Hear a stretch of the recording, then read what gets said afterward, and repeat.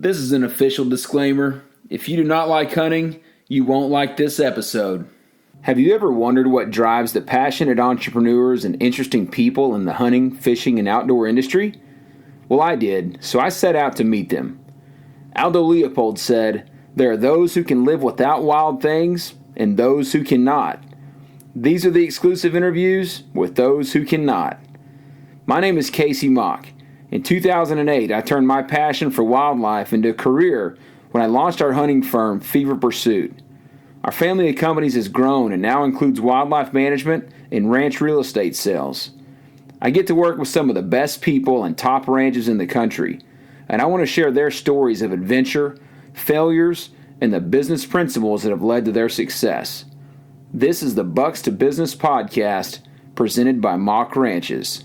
The hunter conservationist movement started with recognizable men like President Theodore Roosevelt, and it's been the basis for the successful model we refer to as the North American model for wildlife management. You see, the future of wildlife depends on its ability to provide values to local people through time-proven, science-based, sustainable use practices.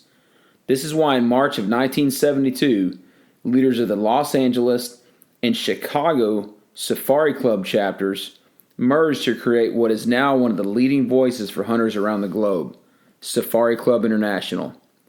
SCI has two primary goals, which are protecting hunters' rights and promoting wildlife conservation. Today, SCI boasts over 55,000 members in 190 chapters around the world. They've spent over $140 million to protect your freedoms to hunt and tens of millions of dollars on conservation initiatives. On this episode, I joined Dr. Jerel Wottrich and his wife Stephanie from the Austin chapter of Safari Club International.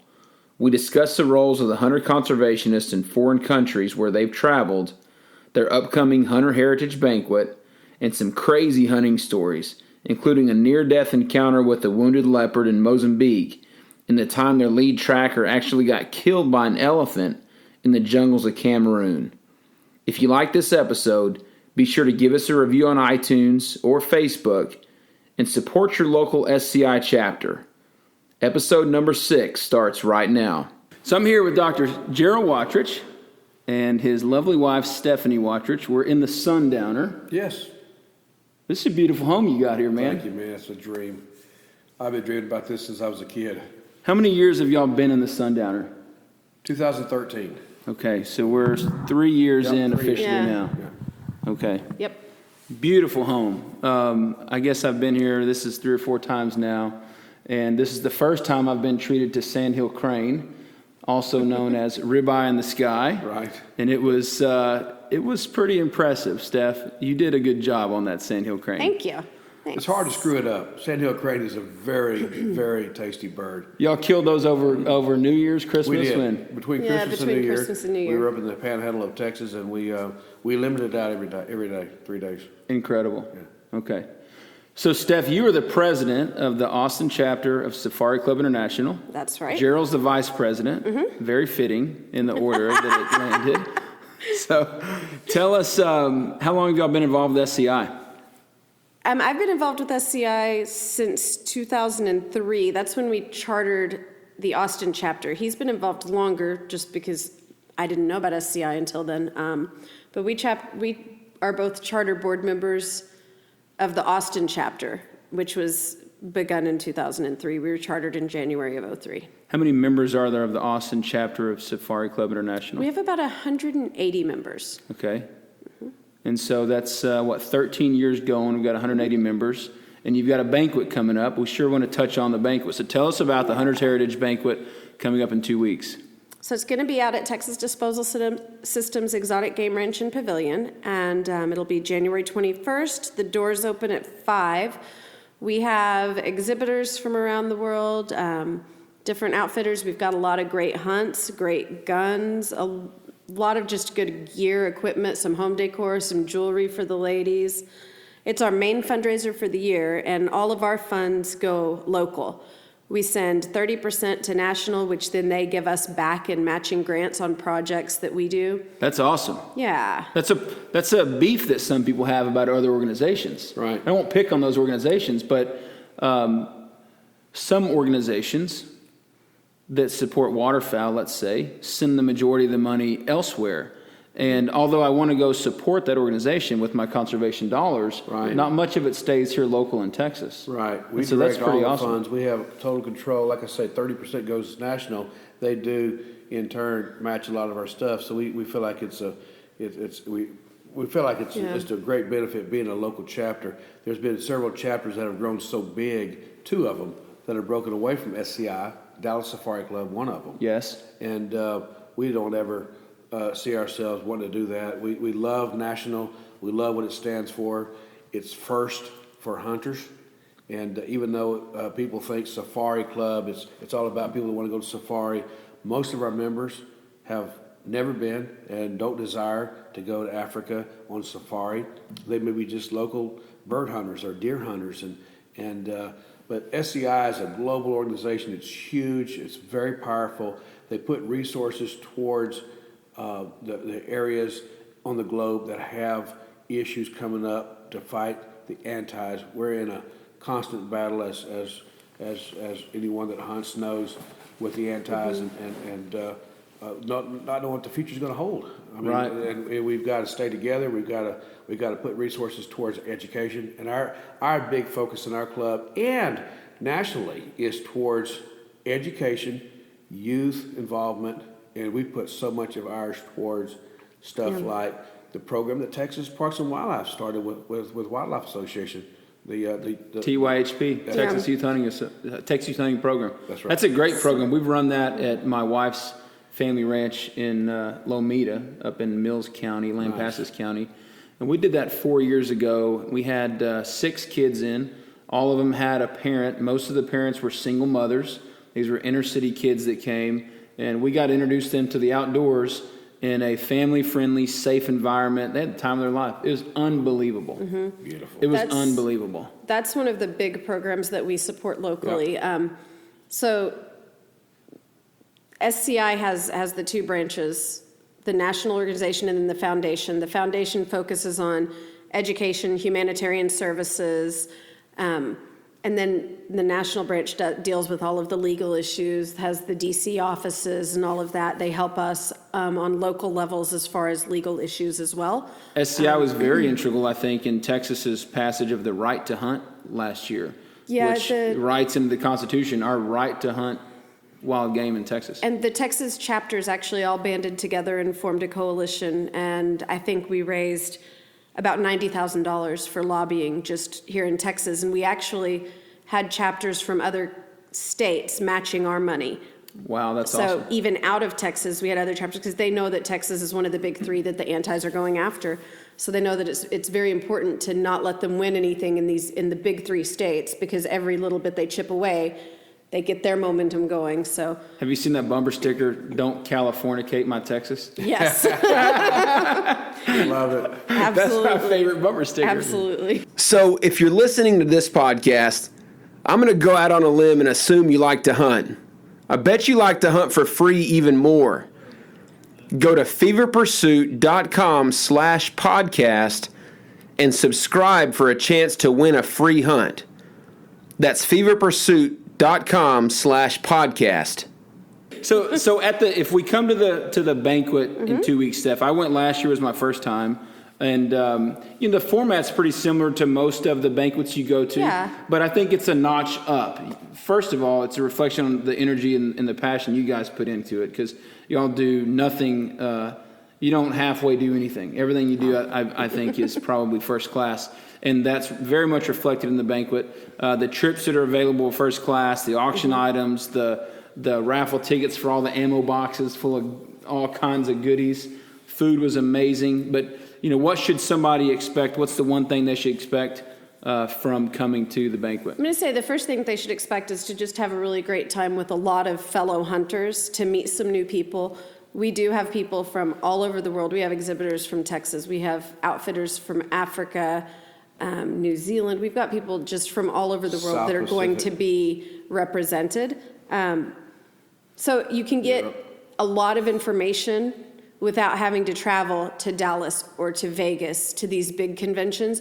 You can get a lot of basic information and knowledge. plus, a lot of our members can give people knowledge as well. It's a lot of fun. There's tons of great items. We've got a lot of good raffle items, good silent auction. We've got probably a choice of about 25 different guns that we're going to be offering up for raffles. Jerel, you don't like guns, do you? I made a mistake one time. I was a rookie, and I told Joe McBride I was in there buying another caliber of rifle at our local gun shop here in Austin, and the owner, and I said, Joe, thank you very much for this. I think it was a 330S. I said, I think I have everything I need now. I don't think I need another gun. I got all the calibers I need. He looked at me like, you dork, you have no idea. You have no idea. This was probably 25 years ago, and I don't know how many guns I bought. And 50 guns since. Oh, yeah. Yeah. Right? Yeah. Okay. Why do we call this? Okay, first, before we get into that, Steph, tell people, and we're going to get into some fun hunting stories next. Tell people where they can go to buy a ticket, or how do we get to subscribe or register or pay to come to the banquet? So the easiest thing to do is just to go to sciaustin.org, and then there's an events tab. It'll link straight to the tickets. We also have a Facebook page. Just look up SCI Austin, or they can also call. My phone is 512-694-0387. They can text me, call me. We'll share that on our Facebook page also. Yeah, thank you. Yeah, we'll go ahead and share those links. Last year when I was there, I met an outfitter from British Columbia that we ended up booking a moose hunt through. You guys have hunted with him. Awesome. And so that was pretty awesome. I didn't have to go to Dallas, and we, through our hunting firm, booked a moose hunt for a guy. We met some people from New Zealand that you have hunted with in New Zealand, and I will be taking my wife one of these days to hunt with that outfit in New Zealand. Fabulous place. Yeah. It Shane looked Johnston. Shane Johnston is who that is. Yes. It looked unbelievable. Yeah, it is. And he's first class. We've been talking to Shane for a decade and bumping into him at SEI in Dallas. He started coming to our show, started donating to our show, and I always said, I'm going to hunt with you someday. And I sent people to him many times and said how great he was. Well, have you ever hunted with him? Well, no, not yet, but I will. But we love him. And I love him. He's a good guy. I can tell he's a good guy because everybody hunts with him and loves him. Yeah. And he always would shake his head and say, Wottrich, win. And we finally, this past July, went over there and had first class. Well, I just looked at your chamois, your tar, your stag, alpine goat. You killed a sheep species over there. Yep. They're beautiful animals. And then we went after the birds too. We did the swans, the pukeko, the paradise ducks. Right. And then possums, which are so cool over there. They are not like our possums. They're gorgeous. Who thought a possum was so pretty, huh? They're super Our soft. possums are so ugly like big rats, and theirs are so pretty and fluffy, and they're so sought after for their fur. Yeah, That's awesome. They actually pluck them and weave it in with the wool, and what they call it merino mink. Okay. Super soft sweaters and scarves. So there's lots of stuff to do over there. And besides, New the Zealand's- country is such a beautiful country. Yeah, The New people Zealand are so has to be a beautiful. destination for hunters. Beautiful people. Oh yeah. So tell me something. We're sitting in the Sundowner, which is your gorgeous home. What does the Sundowner mean? Tell me how we got that name. Oh, I've always been interested. Yeah, we were working on plans for this house for years. I guess it started back in 2008, and we sat down with the architect in 2009 and started scribbling up plans. And I'm a person of meager means, and growing up I had nothing, and I've always wanted to, and when I started hunting and started collecting trophies, I had to have a place to put them. I'm like, it's crazy. As you get older, you usually downsize. Kids leave, you downsize, and we're having to upsize to get a bigger place here to hang animals. But I started saying, what are we going to call it? We call it whatever. It's an address. You don't call a house you don't name it. Call it home. And I said, no, I got to name this one. This is gotta my name final this home. I'm going to name it. So I started going through different names, Kasey. I for a whole week I'd call it something else. I'd call it Camp Ingwe. Ingwe is the term for leopard in southern part of Africa, or I'd call it something else, and I'd do that for a week, and nothing stuck. Sundowner stuck, and now everybody calls it. The builder was calling it Sundowner. The banker was calling it Sundowners. I've never had to ask you twice what you call the house, because the first time you told me, it stuck. The Sundowner in Africa means a drink at the end of the day at the campfire. I'll meet you for a sundowner. Let's have a sundowner. And so it's kind of like the culmination of a day, in Africa. You can do it anywhere, but it's a campfire to drink at the campfire. It's called a sundowner.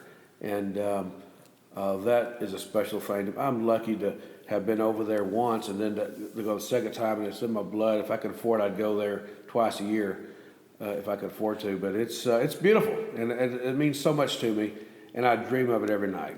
Well, how did you get into hunting, Dr. Wottrich? You know, I grew up without a gun in the house. My dad. Where'd you grow up? In Pasadena, Texas. Okay. And my dad would take my brother and I fishing probably once or twice a year to the coast. I started when I got into college. I started camping. I started collecting camping gear. I started taking friends camping. I started taking friends backpacking. Sometimes we'd go out for several days at a time. I started collecting stuff. I could outfit 3 or 4 or 5 people with backpacks and camping gear. I was a guy that took it and organized some camping trips. So I love the outdoors. I started reading about animals and plants and various places to go camping and hiking. Somebody came to my clinic one time in 1990, and oh no, they were doing that. I started practicing in '82. It's hard to believe. Yeah, you on First Chiropractic in Austin. First Chiropractic in Austin, and people would come in during the fall here in Texas and say, "Doc, where you going? It's dove season's opening up. Where you going to be?" "Oh, you know, family, come on out with us." I said, "Well, thank you for the invite. Maybe next time." Then, you know, a couple months later, deer season's opening up. "Come on out to the deer camp with us." I'd always have an excuse. I'd be embarrassed. I didn't know what a caliber was. And finally, somebody asked me in 1990, said, "Come on out to the farm in Elgin." He lived here in Austin. He was a professional baseball player, and I liked him a lot, and I didn't mind being embarrassed around him. And he said, I'll loan you a gun, buy a license. That's all you got to do. I'll supply everything else." We went out there, and we probably shot a couple of doves, but I had a great time. And the next day I said, "Bruce, would you help me find a gun?" So we went down to Joe McBride, and I bought an 870 pump. Yeah, 870. Yeah, it's still one of my favorite guns. Yeah. I probably got 15, 18 shotguns, and it's still my favorite, I think, because of that. You know, and then 2 months later was deer season. And he said, "We got an opening on our deer lease out in Uvalde.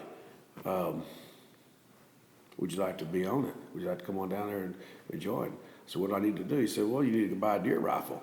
So we went down to his farm, and he had a 270, and he said, "Let me show you how it works." And he went out and put a target out there about 100 yards, and we put a stool next to his tailgate, put the gun on the tailgate of his truck. He shot first, and then he said, "Okay, now just look down here and shoot."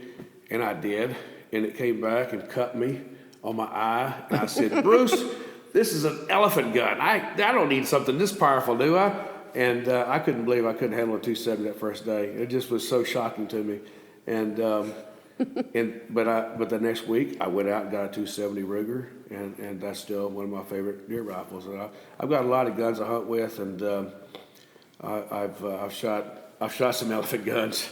And certainly a 270 is not an elephant gun. It's funny how perspective changes. Yes, it is.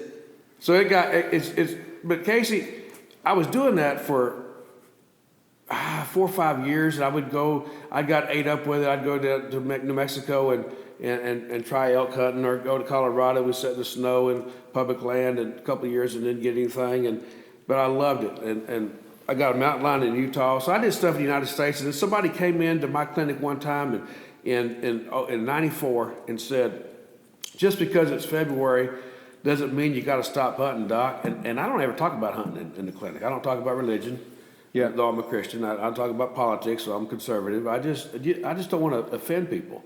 You got to be a Christian conservative to get on this podcast. There you go. Well, I'm there. I'm a Christian conservative. You know me. You know how much I am a Christian conservative. We're equal opportunity podcasters. Yeah, that's exactly right. So the point being is, this guy knew as a hunter, and I was almost like, "Shh, don't talk so loud." You know, when people talk about hunting in there, because it offends somebody.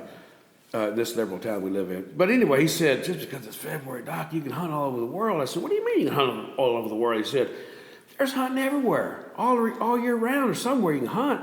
If you're interested, call this guy." And he reaches into his pocket, pulls out a business card.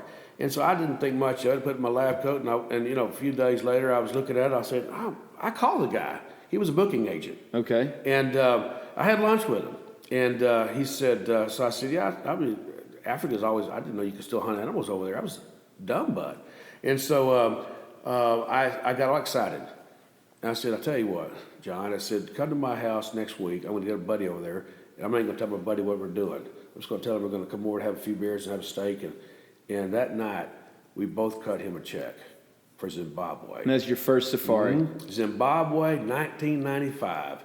And I was on a leopard / plains game hunt, and he was on a plains game hunt only.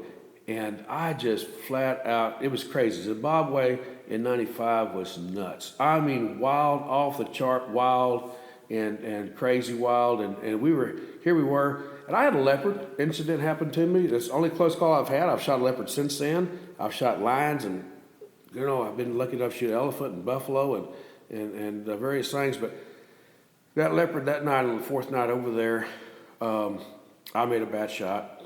I shouldn't have shot. We've been hunting at night for 4 nights, and I was told, you're not going to see it until I turn the light on, and you're going to hear it eating, and we know there's a big leopard, and here comes the spoor, and the light never went on because that fourth night, it came out right before dark, and this introverted man that I'm sitting inside of this little blind with, who for 4 days was nice enough because I was paying him big bucks to hunt, he just, he would answer questions. I asked him about the plants or animals around, and he would just answer with a short answer because he just didn't like to talk.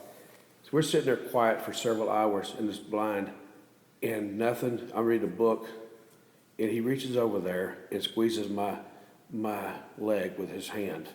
And I'm like, oh, shit. I looked out my window, and there's a leopard circling the tree. In the daylight. In the daylight. Just a little bit of light left.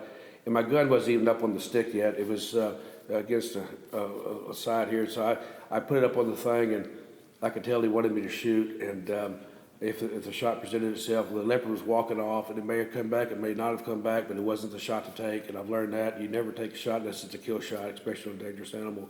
And I was pretty new in hunting still. I was still 5 years into it. I've been hunting birds and hunting deer. And maybe one mountain lion that was treated by a dog. And he was walking away, and I was leaning and trying to get an angle, and he was walking, and I shot. And I thought I hit the shoulder really good, and he rolled, and he got up and ran into the bush, growling, making a lot of noise, it sounded like a lion to me. Pissed off leopard. Pissed off leopard. And there was a village a couple miles away, and so he felt obligated. He told me later, he said, I almost waited till the next day and brought back some more guns and better light, and maybe found the leopard dead. He said, well, I felt obligated to at least give it a try. And so him and I left the blind and started walking very, very, very slowly, and shoulder to shoulder. And we walked about 10 minutes toward the sound. And You're still hearing the leopard at this time. We're still hearing the leopard. And walking towards the sound, and he said, watch the side because they're so fast. I said, Jack, we can hear it. It's up here. Don't trust your ears. Watch. They're so fast. He can come from the side. Just be on. So that my gun was chambered. My safety was off. My finger was lightly on the trigger guard. I was ready to go. It was already shouldered. We were walking like this. He had a double barrel shotgun with buckshot in it. So we're walking slowly, and finally it stops making noise. And I still thought I hit it good. I still thought it just took a while. It bled out. And It's dead now. And I said, Jack, I think it's dead. And Jack said, maybe.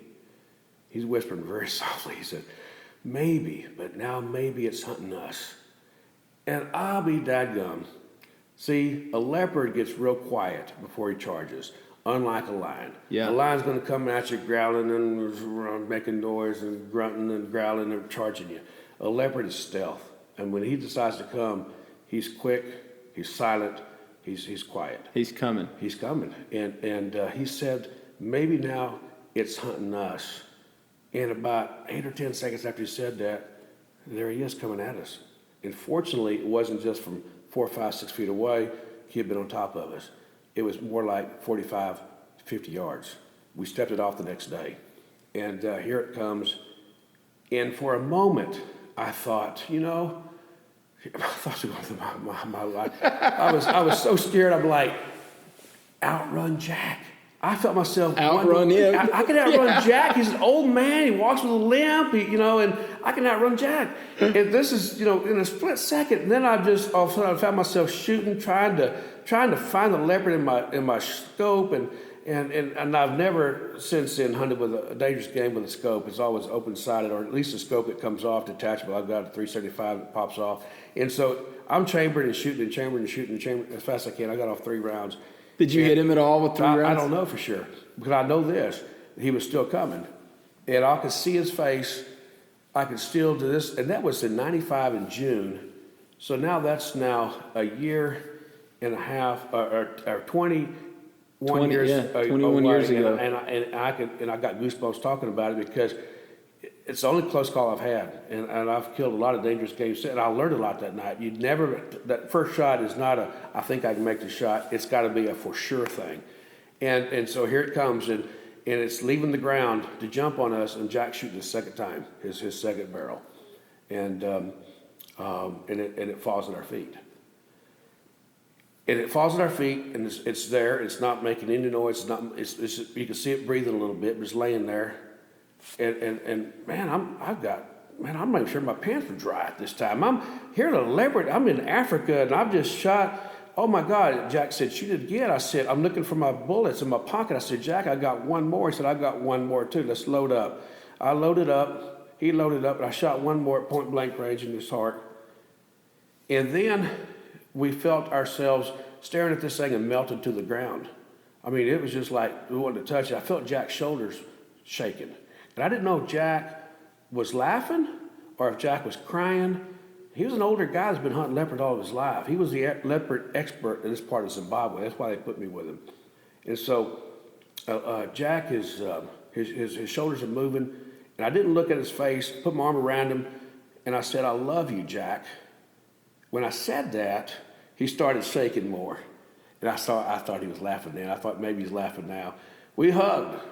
We melted. We touched the leopard. He said, "I'm going to let you be with your cat. I'm going to hike back and get the truck," which is about a mile away, which took a hell of a long time to get the truck in the dark. And here I was in Africa, the 4th night over there.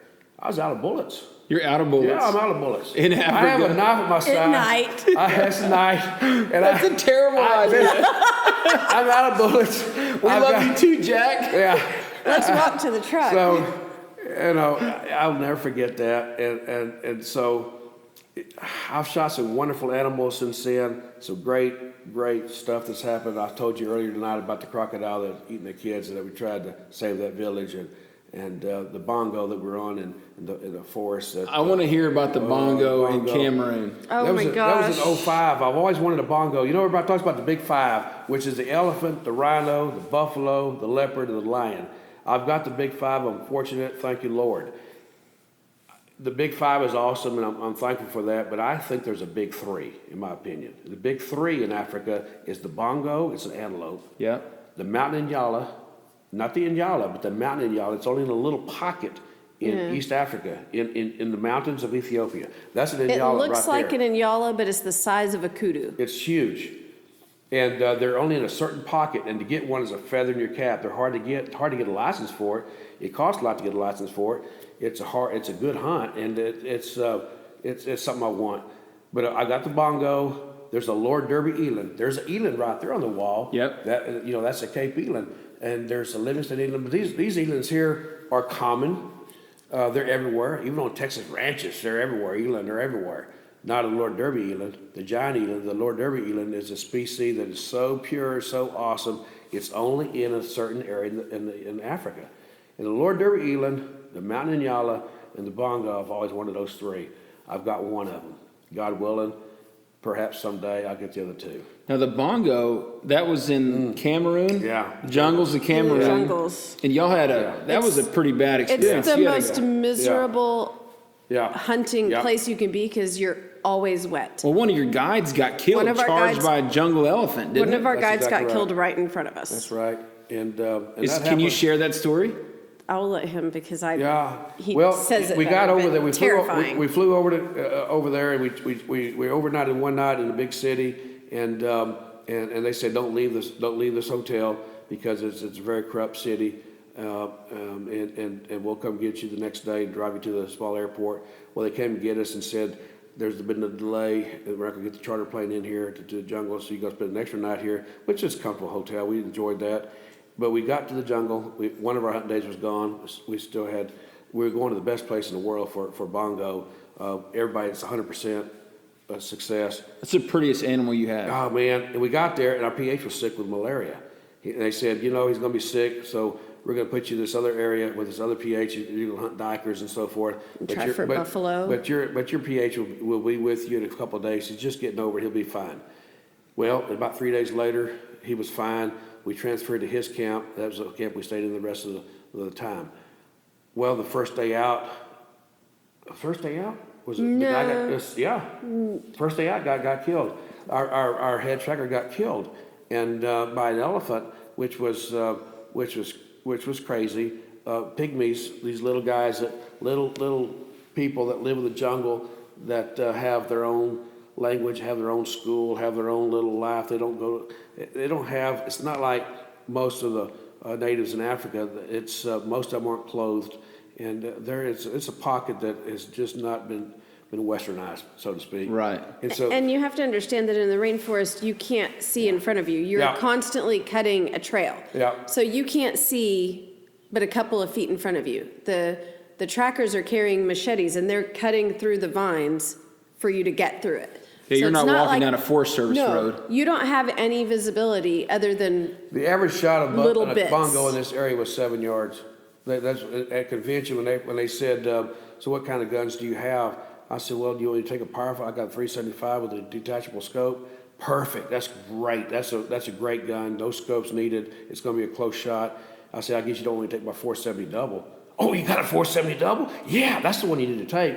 Which I'm glad, because I can't afford a real expensive 470 double, but I've got a good workhorse. They're expensive as heck guns. Yeah, the double guns are. It gives me a chance For people that don't know what a double gun, it's like a side-by-side shotgun, but it shoots a Magnum rifle cartridge. And the entry level is like 10,000, and you get a decent one, like a good workhorse like mine's like 15,000. So but the thing is, the rainforest, again, it's very humid.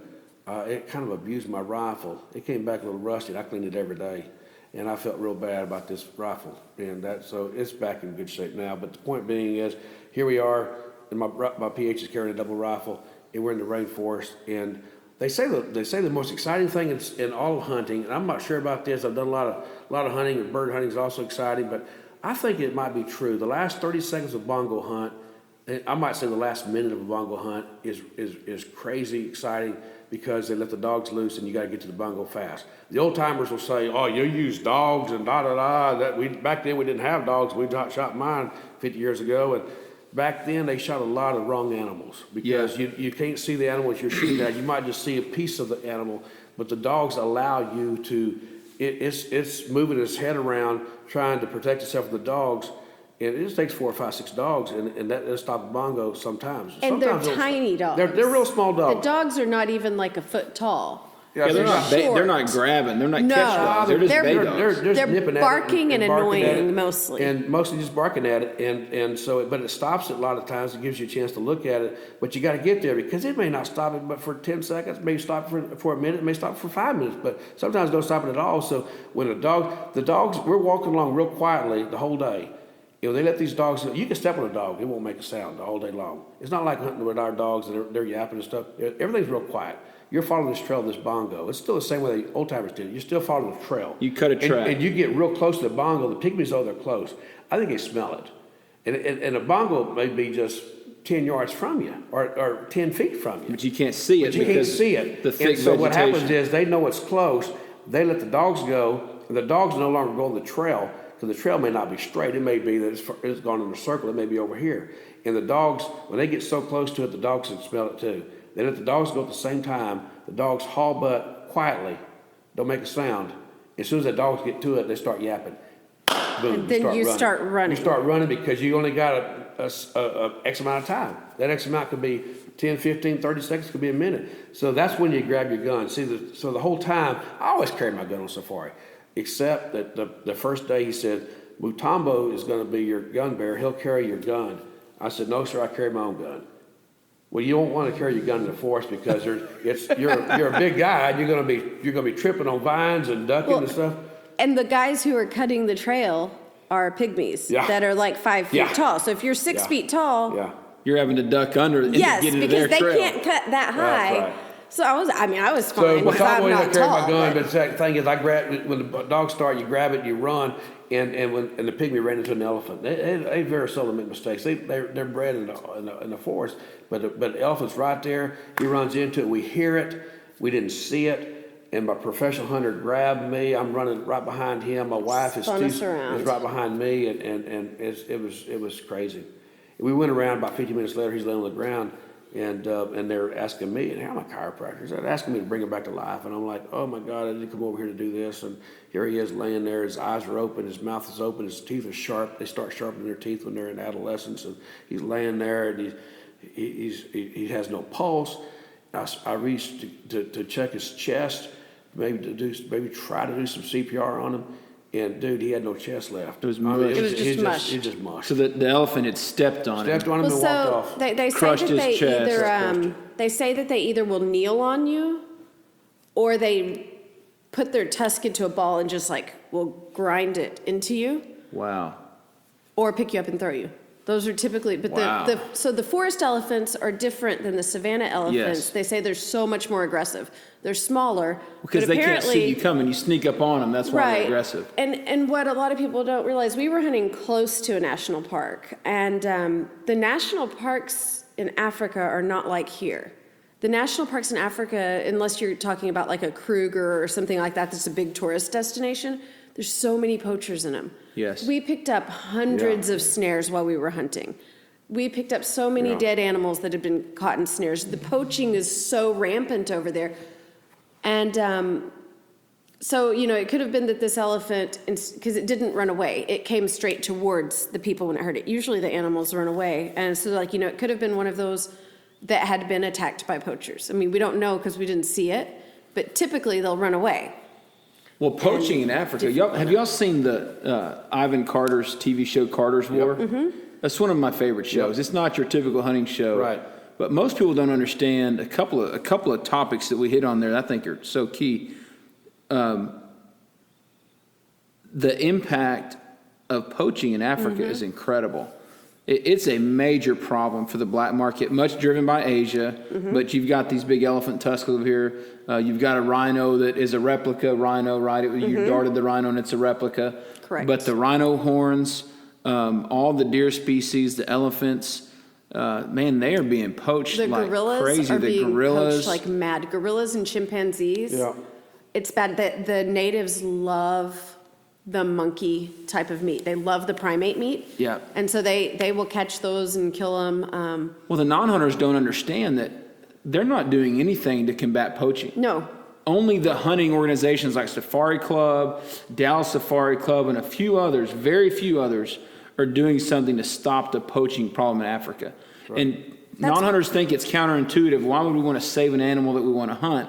Well, I heard a podcast with Shane Mahoney, if you know who Shane Mahoney is. Wonderful man. Yeah, I was listening to a podcast with Shane, and he made a quote that said, unless you've taken the life of a wild animal, you cannot fathom the debt that you have to that species. I believe that's what he said. And if you think about that, we as hunters who have taken the lives of animals, we owe a debt to that species far beyond what non-hunters can ever understand or fathom. I firmly believe that. I also think the way, Jerel, that you got into hunting is really unique because I grew up doing it. And I was hunting when I was an infant. My dad took us. I killed my first animal when I was 7 years old. Same thing. It was a little 3-point white-tailed deer. Got the scope cut on my eye and the whole, just your typical first deer hunting experience. Right. But, non-hunters have the opportunity to come over. I think the instinct is to want to hunt. Matter of fact, to not hunt is a new idea for society. Right. It's in the last 100 years anyway that to not hunt has become a popular idea. Very popular. Well, and so much of it is just completely hypocritical for the people who are against it, because so many people who are against it, they still go to the store and they get eggs and they get drive beef a car with leather seats and they wear leather shoes and their dog eats food made with cows and fish. And most of them it blows my mind. hamburgers and go to the store and buy their chickens. Yeah. Like tonight, It's instead of having hypocrisy. chicken, we had a bird that we shot, Yeah. which I enjoy more. It's hypocrisy and it's ignorance, and I mean ignorance in a respectful way. Right. But they don't know. Right. They do not know about the North American model for wildlife management, where hunters actually are the driving force behind conservation. They don't know about the tax that hunters pay with every gun and ammunition purchase that goes straight to national parks and conservation. They don't know the health benefits of wild game. This bird that we ate tonight, the sandhill crane, never lived in a cage, was never fed grain. Right. It was a wild animal, lived a great life until you shot it and we ate it. And it was Right. the healthiest meal we could have eaten. And they just don't understand that. And it wasn't in a slaughterhouse or, Right. I mean, it was Yeah. just, it was an animal that was totally stress-free, no adrenaline, no nothing And until. it's something that I think you and I take seriously when we take a life, right? Because Right. you are taking a life of a living animal. Right. You're not willing to put the blood on somebody else's hands. You're willing to take the life yourself and eat, or have, like in Africa, you don't bring much of the meat back, but the natives, they live for that. Oh. They live for you. They don't have, it's not government-owned wildlife like it is here. That's they, right, They Kasey. cannot go out into the bush. People say, well, what do? You're just over there collecting trophies. You're not eating it. Well, we eat it when we're over there, and every piece of that meat is eaten. Everything. Oh, Even they the eat the elephant. intestines. Everything. They eat Everything. the intestines and everything. You saw the spear in my Everything. bedroom in there? Yeah. I got that spear. Someone traded a Maasai person that was out grazing cattle when that wildebeest went down. They heard the shot. They before you know it, for the pictures, we were still lining it up for pictures, and here comes 4 or 5 Maasai people, and they're in the picture in the photo. I asked to come on this, and they came to get the guts. Yeah. We gave them everything. We gave them all the meat. We took the cape off and gave them everything, and they gave me a spear. That means so much to me. I could have bought one. It would have cost me a few dollars, but no, it wouldn't have meant what that means to me. I was taking it apart, putting it in my gun case on the way home, taking the end of it off, and seeing if I could get it home. Hey guys, let's talk real estate for a second. Buying or selling a piece of land may be the largest financial transaction you'll ever make. Gary Keller once said, there are 2 kinds of real estate agents, those who list property and those who market property. At Mock Ranches, we are ranch marketing experts. So choose a real estate firm that specializes in land sales and understands land management. Learn more at mockranches.com and receive a free ranch map when you mention the Bucks to Business podcast. That's mockranches.com. Attention hunters, are you looking for an affordable hunting and recreational ranch in Texas? Our featured listing is the Regency 188 Ranch in Mills County, Texas. The ranch is 188 acres located on the banks of the Colorado River, just 1 mile upstream of the historic Regency Bridge, Texas's oldest remaining swinging bridge. This ranch is rich in Texas and Native American history. It offers incredible views and features a beautiful spring-fed pond which is lined with large cottonwood trees. It's easily accessible with county road access, no easements, and is a quick drive to Austin or Fort Worth. This is an exclusive listing by Mock Ranches.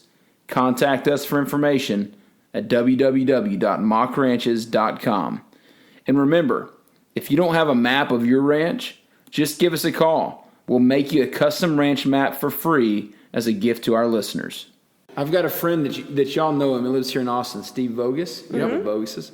They went over and hunted Africa. This has been a late 90s probably, and killed, it's been so long ago as a kid then. I think it was a Cape buffalo they killed. Anyway, the natives were getting after that meat in such an aggressive manner because they were hungry and they needed it, that one of them actually chopped the other one accidentally with a machete and killed him. Oh my gosh. They were so hungry they were getting after this meat and actually killing one of them. Wow. Yeah.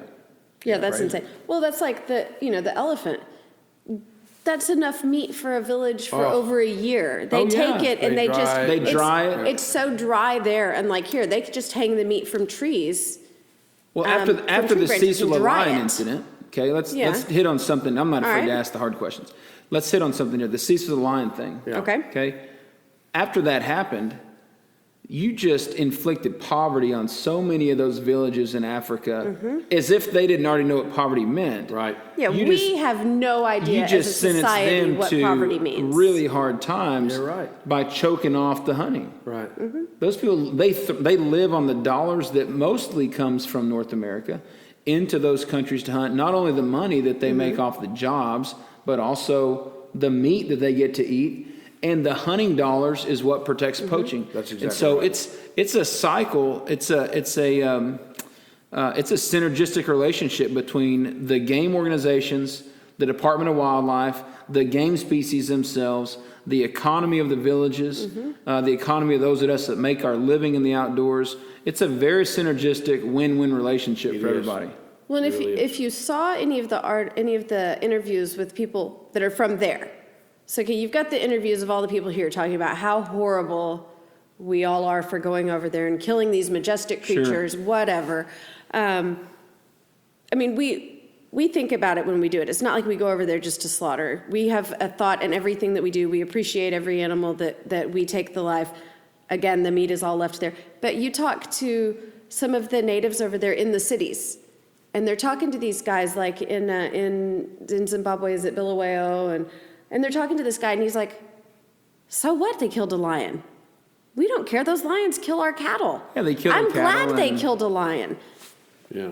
Yeah. And so it's like it's such a completely different turnaround from the way we perceive it to the way the life is over there. And people from here, they can't understand what the actual poverty is. Because, oh my gosh, you know what? We might be hungry, but there's always somebody willing to help. You know, we have the food banks, we have WIC, we have Medicaid, we have food stamps, we have all this. They don't have that there. They don't have that. If they don't have food, they're chasing rats in the forest and trying to catch rats to eat so that they have protein.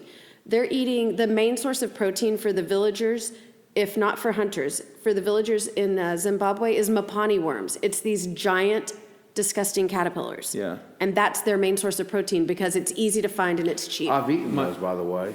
I did not. I wouldn't have eaten. No. I ate them. Negative. Disgusting. My son watches this show on the Disney Channel called The Lion Guard. You've seen Lion King, probably. Right. Well, this is I think Simba is the king lion, right? Okay.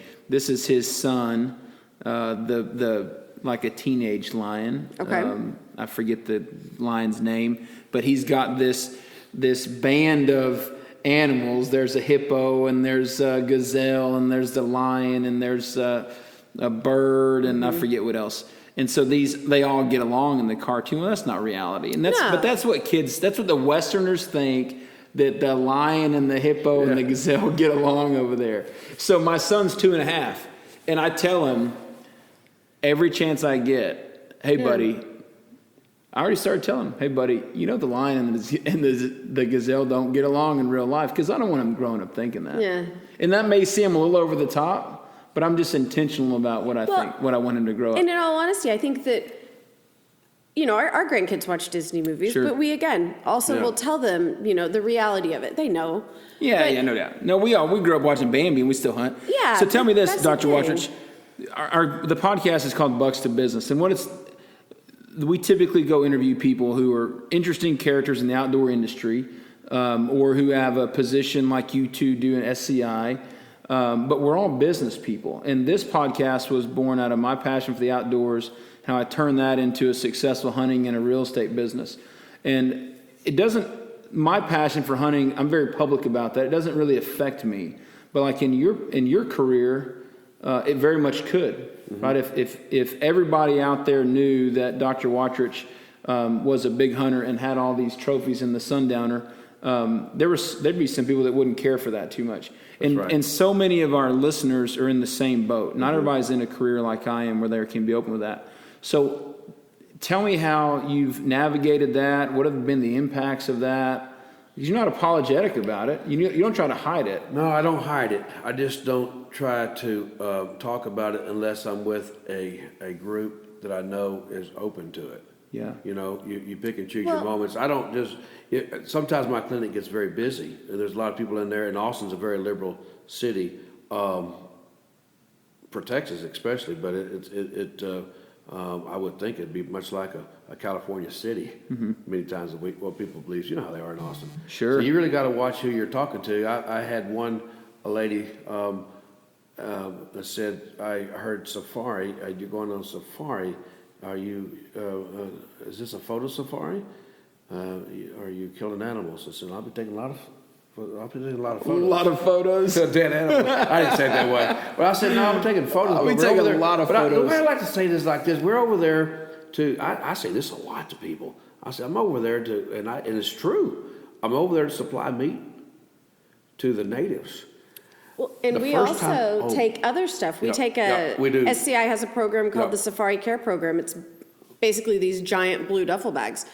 And we always take supplies over with us. Really simple. We say some of our weight that we are allowed to take over there. Simple supplies. Because if you take anything too advanced, then it gets confiscated. But we'll take Band-Aids. Yeah. I buy the little hotel sewing kits from Hotel Supplies so that they have needles, threads, buttons, toothbrush, toothpaste, flip-flops, T-shirts, just really easy, basic stuff, but it's stuff they don't have. Yeah. Okay, Kasey, in 1995, we fly into Harare, Zimbabwe. That's the first safari. Mike and I, my good buddy, he's a doctor, and so we get over there. We're like, we don't know what to expect. We've heard about it, we've read about it, but here we are. We land on, we take a charter plane. First of all, getting out of the airport, we had our paperwork, we had our gun permits, all this stuff. We never opened our gun case. We never showed our permits. Our outfitter saw us coming off. He got us and started. He slipped somebody some money. We walked a little bit further to this down this hall. We slipped somebody else some money. Before you know it, we were on the tarmac. He paid 4 or 5 people off. We're on the tarmac. We walk out to this little propeller, or this little single prop plane, and we get on it. And he's saying, "Okay, goodbye. I'll see you out there in the safari." Da da da da. And they're going to take you to your destination. We get there. We fly and land in this field next to a village, and we made this loop. And inside the loop was our tents. And we didn't ever see them from the air, but that included the guys to come get us. So we landed in there next to this village. People coming out of their huts looking at us. I don't know, had about a 10-mile ride back to our tents. And on the way back, on the way to our tents, our guns are still locked up and so forth. And we saw some giraffes way out there. I mean, like 1,000 yards out there. And they saw us, they were running already. And the guy said, "You guys interested in giraffes?" I said, "No, sir, that's kind of like a zoo animal. That's not something on my list." And he said, "Not around here, they're not." He said, "They're hard to hunt. It's a good hunt. And this supplies a lot of meat. Give that some thought. The concession you're on this next 2 weeks, there's 2 villages. You'll be passing through them, I'm sure, at one point or another. And they're starving people. Starving people. They're starving people." And he said it's really important that you take that in consideration as you're hunting, because all the meat's going to be going over there. We'll eat some of it to camp. And you know what, Kasey? About the 4th day, I saw an old giraffe. I shot it, and we were on the kill scene for a while. We took some pictures. We caped it all out. I took all the back skin for pillows, and I got the shoulder mount right there. And so we was on there for a while. We were just leaving. And here comes the village with their little wooden carts. And the kids are singing. They're beating drums. They're excited. Happy. They start bowing down to me. I start just getting emotional, like, man, these guys are hungry. And we just fed them. Yeah. A giraffe.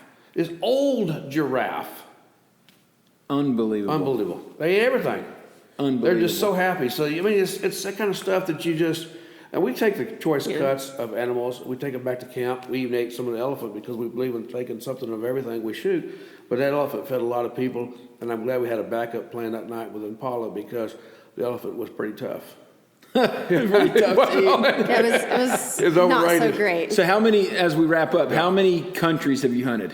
107 countries in Africa. Okay. But I've hunted European countries and South, and Total how many? You know? different countries. Gosh. Yeah.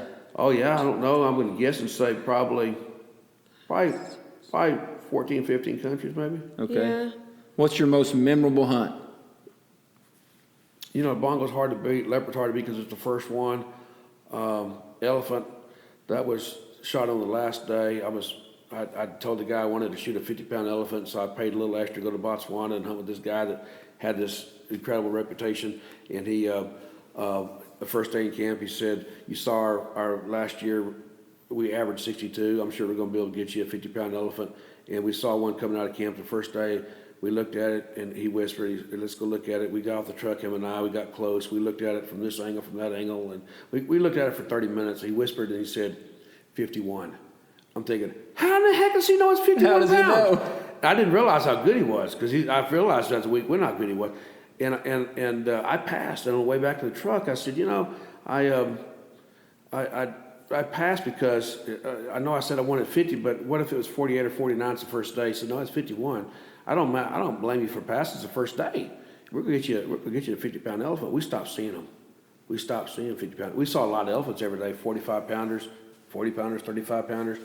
Not a bad elephant. And it's the same price whether you get one or not back then in '02. I mean, nowadays it's like, well, if you get one over so-and-so, then it's cost you extra. It wasn't back then. Just like with the white-tailed deer. Same price. principle. Same price whether you get an elephant or not. And the second to last day, I said, Peter, I'm willing to take a 40. You know that 45 we saw last week, that Willoughby said it broke. It's a 3-week hunt, right? It was a 2-week hunt. 2-week safari. And he said, I thought you wanted a 50. I said, yes, sir, but I'll shoot a 45. It's a good one. Yeah. And anyway, it all turned out well because that second to last day we were there. He was we had lunch in the bush and we always lay down for about an hour after lunch, and all of a sudden he set up. He started hollering in the native language to the boys to get the truck loaded. He said, I got an idea. We got to get there. We got to leave right now. If we hurry, we get there right before dark. This area, we're hunting a huge area. He just had this area that we hadn't been to yet, these pans, these water holes. He just had a feeling that was a place to be at tonight. So we're hauling butt in the dust, cutting the road. There's no roads out there. And it's very sandy Very there. sandy. So it's just dust everywhere when you're driving. So we're driving, and in the middle of nowhere, we're not even at the water hose yet. He sees an elephant. It's like, it must be 2,000 yards away. Just a speck across the horizon. And he stops the truck, and the dust covers us, and it settles down, and we put our binoculars up, and he had crazy eyes. He said, let's go, that's a good elephant. And we got off the truck and started running. And me and Steph and our daughter started running. They were carrying cameras. And we started running at that far away. I'm thinking, if it's a good elephant, let's drive up a little closer before we get out, Yeah. But he knew where he was going. He knew where he was going. He wanted to cut it off. Intercepted. But in the process, we were running, stopping and walking and running again, walking and running again. We were doing a lot of stuff through the woods. And we spooked some sesames. We spooked some lechways. And before you know it, here it is an hour later, there's the elephant. It's running now because it's been spooked.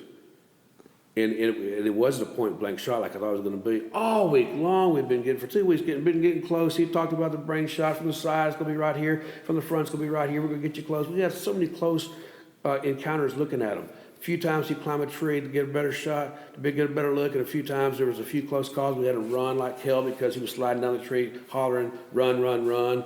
And there goes the boys running. And I'm holding his gun and trying to run, trying to hold away for him. And it was a few anxious moments. But here it was, now it's running across this field, across this opening, this sendero we'd call it in Texas. Sendero is what we call it here, yeah. It's running. He says, can you make that shot? Damn right I can. And I stood up and just started shooting that double. He told me the first day, he said, do not stop shooting until I say stop shooting. Yeah. He said, sometimes I've seen them say take lead and go to the next country. Yeah. In fact, we're hunting pretty close to Chobe, and it'll go to Chobe if we don't anchor this thing. So he told me the first day, he said, shoot, you keep on shooting until I tell you to stop shooting. So I'm running. I've got 2 bullets like Mark Sullivan right here in my fingers. and I got my gun loaded on safe. And so he said, can you make that shot? Damn right I can. Boom, boom. And I didn't even look up. I broke my gun open, threw these 2 in there. Boom, boom. I broke my gun open, started reaching for 2 more. He said, no, your first one killed it. And I looked up in time to see it start going down. Wow. And I started getting emotional a little bit, like we really wanted to sing, especially then I said, is it good one? He said, oh, it's a good one. And he said, I said, is it 50? He said, it's well over 60. No, but he didn't even see it. He's only sat running. He didn't have a chance to look at it. It was 67. 67. Yeah, it was probably one of the top 10 in Africa that year. Wow. I didn't want that. All I wanted was a 50, but hell, I'd take it. That's awesome. But, it's patience. He has so much patience. But I see him, I hug him because, I'm like, he wasn't scared that second to last day. I said, I'll settle for 40, 45. I thought she wanted a 50, you know. Anyway, so That's Kasey, pretty there's awesome. been some great hunts. I look around and that line right there, we tracked it for 5 days, kind of like Ghost in the Darkness. Yeah. For 5 days we were on that thing. The sixth morning I shot it, and it was in Tanzania. And, you know, for a wild line, it's pretty good. I know they come a lot bigger than that in South Africa when they race Yeah, them. but y'all haven't hunted South Africa. You're not a big fan, and I don't want to say this wrong, but you've tried to go hunt places that are not the high fence places like South That's Africa. right. That's right. I finally went to South Africa in 2002, the same year I went to hit the elephant. I Okay. tagged on 2 weeks in South Africa. Okay, for 2 weeks, I took the whole family over there, which I still think that was the greatest vacation I could ever afford with a family. We did 2 weeks in South Africa. We went 2 weeks to Botswana. Yeah. And my daughter did not grow up hunting. See, I started hunting in 1990, and my boys were like you, grew up hunting. They were taking their deer when they were 8 years old, 7 years old, and they were going to shoot some animals. And Steph was going to shoot some animals, and I was going to shoot some animals in South Africa, and Katie was just going to take pictures. But she got excited when everybody was a hero. When they shot an animal, they were a hero.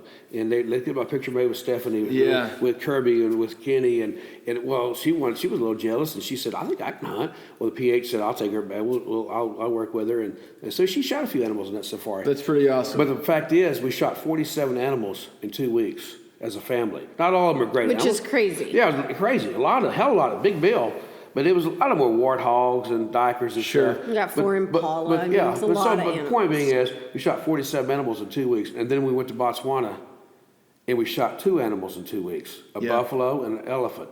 And my second day over there, my daughter said, "Oh, I think I get it. This is like real Africa.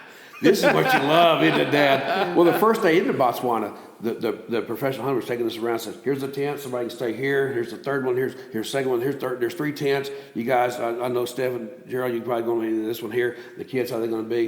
And he said, "Kids, listen to this. Zip your tent all the way down and all the way across. These are nylon tents, okay? Nylon, the canvas. Like the canvas, the thicker.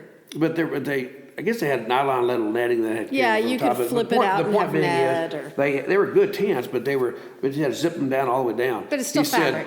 He said 2 years ago, a young man was dragged out of his tent by a hyena and was killed. It was eaten. Zip your and tent up. that just scared the heck Zip out your of my tent. kids. They were like, I "Holy imagine. crap!" And so every night we check. Every morning we checked our tent. We had the boys take a broom and smooth it out around our tent. Every single morning there was hyena tracks. And one time there was leopard as well. Wow. Yeah, so there was a lot of leopard. In Don't fact, go outside to pee at night. You know, we had impalas that bedded down right behind our Yeah, tent, we and heard we 'em. would hear them.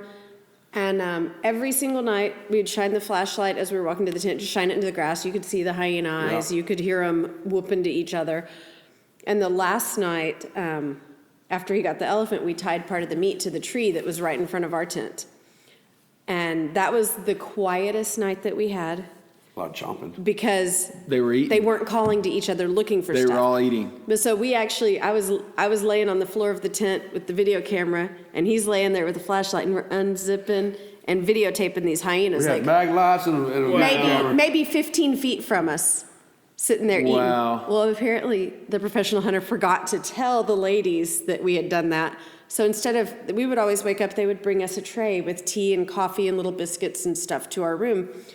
And so we would always wake up with just them saying, "Breakfast," like quietly Yeah. at the tent. No, not that day. He didn't tell them, and they walked all the way up to the tent and just screamed. Started So we woke screaming. up with a Hyenas were scream still there. because the hyenas were right Wow. there 10 feet from her. Well, we could sit flipped around out. and talk hunting stories all night, man. This is a lot of fun. Not many times do you experience getting charged by a leopard, having one of your head trackers getting trampled by elephants, being around that kind of predators, and the stories y'all got are just pretty incredible. I thank you for everything y'all are doing for SCI Austin. I encourage our listeners to get involved in Safari Club. If you're in the Austin area, in 2 weeks. Steph, give us a date one more time. It's January 21st. January 21st. If you're going to be in the Austin area, Yeah. be sure and try to make the Hunters Heritage Banquet. That will be a fun night. It will be a lot of fun. We make our entire budget Yeah. in one night. We'll Yeah. have a lot of hunts that night, a lot of fishing trips, hunting trips to go Yeah. to. Well, we're going to be there. We're going to share this on social media, so people will be looking for it. And if you're not in the Austin area, I would encourage you to just go to safariclub.org and look for chapters in your area, because Okay. there's chapters all over the U.S., and you really meet a lot of people, and there's a lot of great conservation projects that you can get involved with and do a lot locally to help Okay. your communities. Dr. Wottrich, Steph, what can I do for y'all? Y'all been awesome. Thank you so much for being a guest on the podcast. What can I do for you? Nothing, man. We just being Come to the friends. banquet. Come to the Come to banquet. the banquet, bring my checkbook. We Yeah, love you, that's brother. what we need. We Buy love you, some brother. raffle All right. tickets, get some auction items. Y'all are awesome. I love hunting. I just It introduces us to such great Yeah. people, man. This is the good stuff right here. Thank y'all so much. bet. You're welcome. Thanks.